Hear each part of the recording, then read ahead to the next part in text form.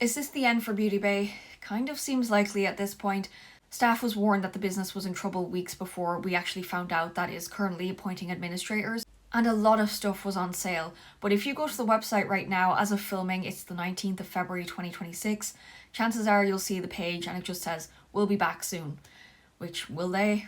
I don't know. I had to look this up because I didn't know the difference between administration and liquidation. So administration means that basically they hire administrators and they go through everything to see if restructuring or sale is possible. It doesn't necessarily mean that it's closing completely, but it does mean that there's significant restructuring going on. The brothers that launched Beauty Bay back all the way in 1999, which I couldn't believe, it's like the same age as me nearly. I'm a bit older. Tried to get a sale or investment back in 2022 and that didn't happen. 2022 definitely felt like a much more optimistic time than 2026. This kind of came out of nowhere because they had recently done a rebrand. So take for example this palette. This is the Earthy palette that came out in 2022 or 23. Now it's never been re-released. The rebrand of their eyeshadow palettes that are not limited edition are all in this black packaging with a little bit of colour on the side. If you're not making that much profit, it's probably more expensive to have custom packaging that is one full colour. Like that very likely costs ink.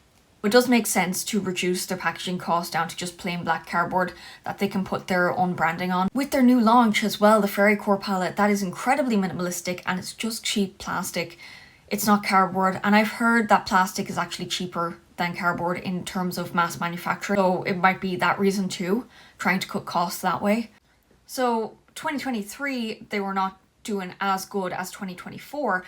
2024 was a huge year for them. There was a lot of sales and they basically made £835,000 profit up from 2023 when they weren't doing as well.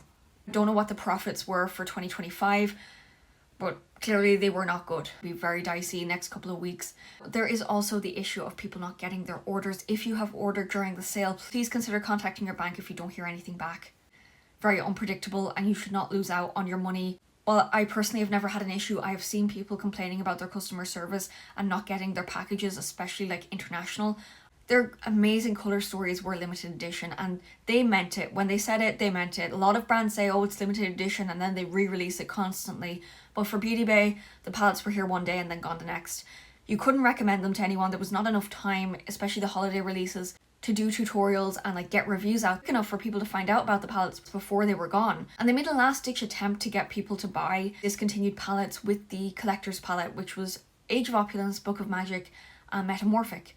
3 very, very popular eyeshadow palettes that, had they re-released as standalones, would have sold out nearly immediately. I would have at least bought Age of Opulence again, and I would have bought Book of Magic because I already have Metamorphic. Released it in this huge bulky packaging with face palettes for 60 quid, which is good value, but how many people want 3 similar colour stories in what seems to be a worse formula? Honestly, I've seen people review it and it's just not as good as the originals. It went down to nearly like 20 quid.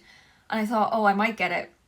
But I saw a review and it was not good quality. It just felt quite cheap. It just felt like a last ditch attempt. Back on it, I'm like, oh, okay. I know now why that was released and I know why that's as it is, you know. There's diehards who'd also buy the limited editions every time they came out. The vast majority of people are not buying that many eyeshadow palettes, no matter how cheap they are, no matter how good the formula is.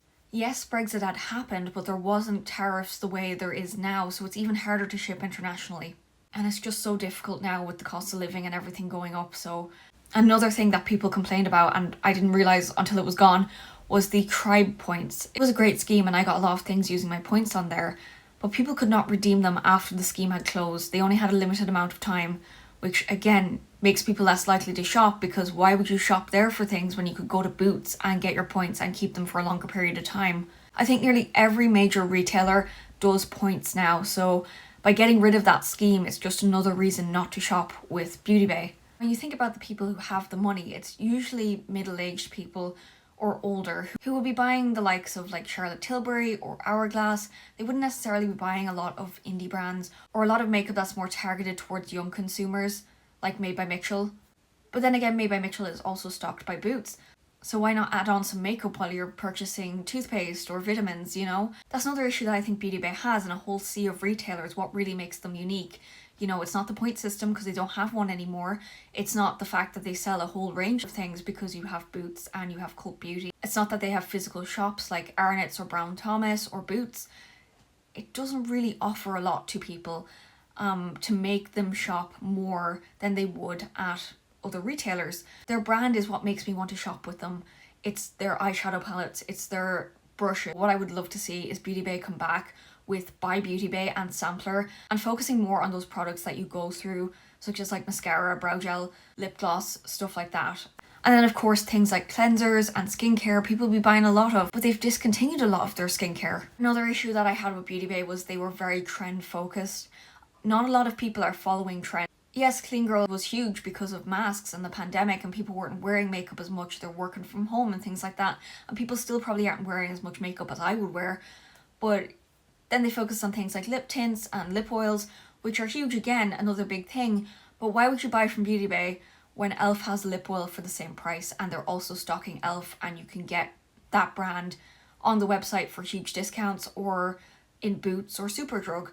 So really they didn't offer anything that was totally unique or had a great formula that was necessary must buy. And another thing that they don't do a lot of is eyeshadow primer. I really wish that these brands that sell a lot of eyeshadow would do more eyeshadow primers and glitter glue and things like that.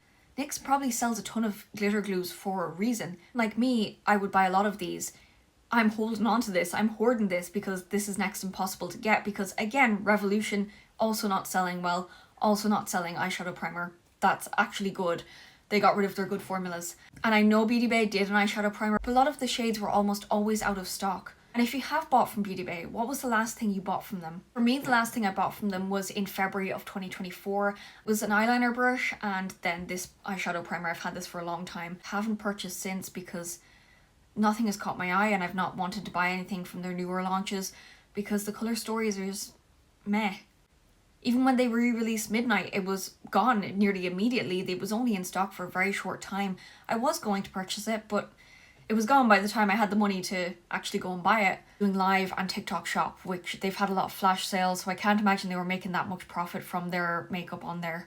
Now, when a brand goes into administration, they may not be able to pay their staff, but there is a redundancy scheme for the staff members, which I hope they can avail of if Beauty Bay is not paying them directly.